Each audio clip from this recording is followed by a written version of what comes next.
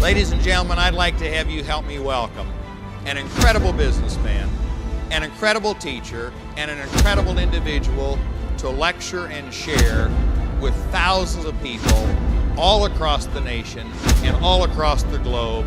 Ladies and gentlemen, Mr. Robert Stevenson. When you look at it, you got to execute flawlessly in every aspect of what you do, or it doesn't happen. And it starts with you. You want to cause your company to fail? Say these words. That's the way we've always done it. No, that's one reason why you're here, to find out new and different ways to do it. And that's what we've got to understand in business.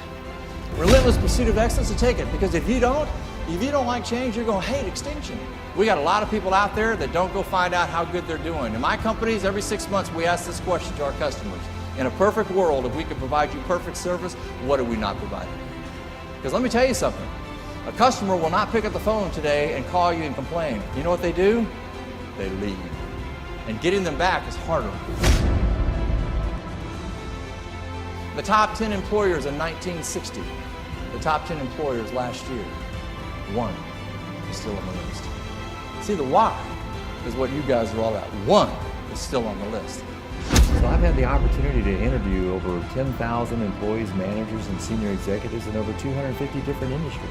I've run companies. I've sold, as I said, in over 20 countries, and I've run my own sales organizations. And so I have an understanding of what I'm talking about. This is not stuff that I've just studied.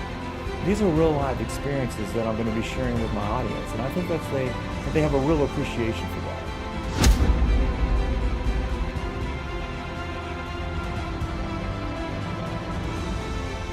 They take a look at it. Where can we be exploited? You know, what markets can be easily invaded, and then they figure out how to shore it up.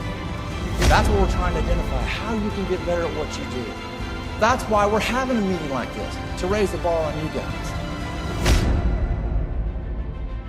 This is why people bring me in. The average lifespan of a multinational corporation in the United States is 40 years. Just 40 years. Japan and Europe, 12.5. You got to be kidding me. Yeah, we got to raise the bar. If you do what you've always done, you'll be gone. And that's my concern. You've got to understand that future success is not inevitable because of past triumphs. Tell me what you're going to do for me tomorrow. One of my clients, I remember Joe Mullins at Anheuser-Busch, he says, Rob, change is not a way of life, it is life. I said, Joe, why did you share that with us? He said, we know what's going to happen. We've decided to do it faster than our competition. That's the attitude that we're looking for. Right now, you can close your eyes and you can visualize the people back at your company that are the right ones, can't you? You can see them right now, the ones you can count on all the time. But you know what's scary? You can also close your eyes and visualize the wrong ones, can't you? You're saying to yourself right now, why in the world did I hire them? They were breathing at the time, okay? And you needed to fill that spot. The worst thing that you could ever do is fill that spot with the wrong person, because they're going to cost you a customer. I remember 25 years ago when I got into the speaking business, I had people tell me I was nuts because I was going to customize my programs to fit the need of my clients. They said it's too time consuming. It's you're not going to be able to do as many programs. It's going to be too hard. And they were right. It was time consuming. It was hard. But the amount of programs I didn't think mattered. To me, it's not the amount of programs that you do. It's doing programs good.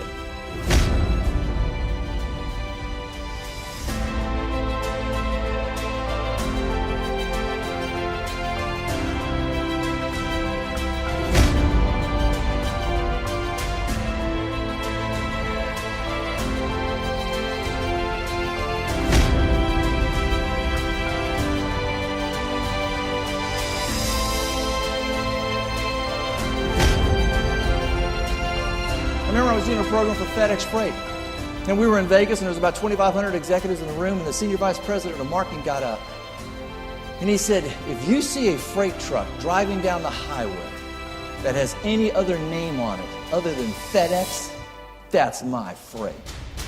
Go get it. And that was the attitude that he had. The business is out there, ladies and gentlemen. We're just going to do what? Take them. I love his personality and his style. Very engaging with the audience and the stories that he tells, the experiences. So he's given me the motivation to just keep going back over and over again until you get the contract that you want and build those relationships.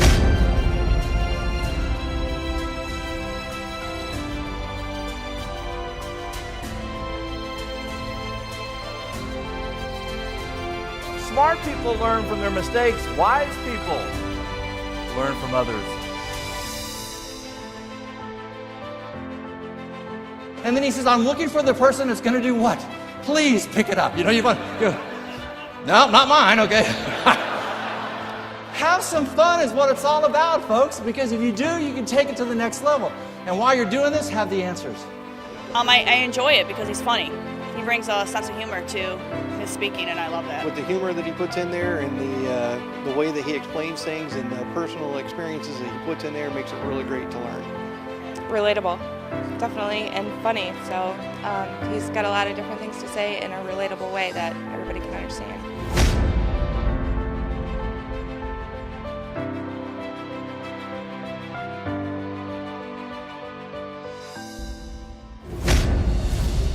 Choices in America are everywhere, and you've got to have the product selection or they will be gone. You don't think so, folks? Starbucks. You can buy coffee 19,000 different ways, not counting the 5 different types of milk that you can put in there. Why? Because the customers demanded it. Choices. Tropicana. 10 years ago, they had 2 types of orange juice. Now they sell 24. Why? Customers demand it. Choices. Arby's opened in 1964 with 1 roast beef sandwich. Now they sell over 30. Most of them are not roast beef. Choices. Ted Turner took CNN to every major network in the United States. ABC, CBS, and NBC had a 92% market share. They threw him out. They said, get out of here, you stupid billboard salesman. Who wants to listen to news 24 hours a day? That is a stupid idea. He walked up on a silver platter and he only wanted to participate, and they kicked him out. He sold that stupid idea for $7 billion. I'll give you another rule about change. The idea that gets the most resistance, probably a pretty good idea. Now, everybody's got your right over your left or left over your right. Switch. Is that not disgusting? You're sitting there going, oh, that's just weird. And if you did it that way for 6 months, the other way would feel. See, that's one of the problems we have when we talking about change and the relentless pursuit. Sometimes it takes a while before any change will feel right. So when someone's talking to you in the meetings in the next few days about how you can do this better and that better, don't try and tell me what's wrong with that. Try and tell me what's right with that so you can get better and make more money.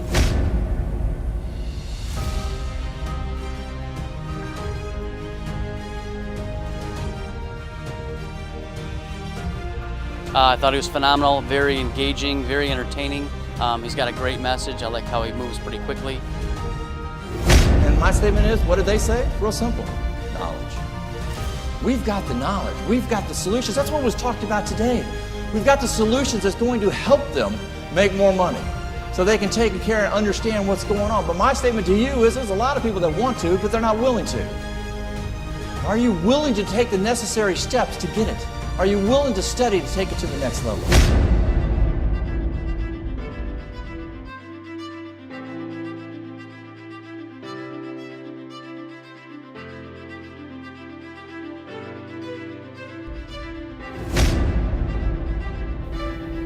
Anybody 25 years old? Let's see if I can do it. Got to see somebody. Anybody? Anybody want to be? Oh, you are? Your name, sir, is? Jamie. Corporate America hates you, Jamie. They absolutely hate you. You know why? You want to find out about a company, you have the audacity to do what? You Google it. Just type it in. And then he gets really fancy. He types in complaints about that company. And then what do? We get a master list about that organization. Yeah, I love the engaging audience participation that he has us do with them. And the PowerPoints, the slides are very engaging also and very quick, and it keeps your attention. It's funny.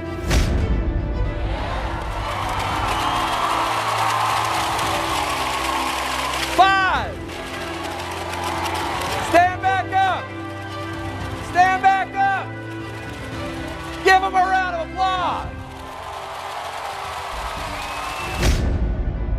Inspire them and motivate them. I love doing that, but then I want to give them things that they're capable of doing when they get home. Style is engaging. Everything he talks about you can relate to on a daily basis. I'm definitely going to take a lot of the stuff he talks about back home, so it's good stuff. It's the how-to that's most important. It's the content of telling them, here are the tangible things that you can do when you go back to your office that's going to make you successful. And by doing that, I feel you're going to have a valuable program that I can deliver. He's awesome. He was mentioning things that we never thought of in different light. Vibrant, energetic, knowledgeable. One thing that's neat about my industry, but also scary about my industry, is that I'm going to be up there for an hour to 2 hours sharing my soul, giving all the experiences that I can to the audience in the room, and at the end, you're going to know how you did. Oh, wow. Thank you. Thanks so much.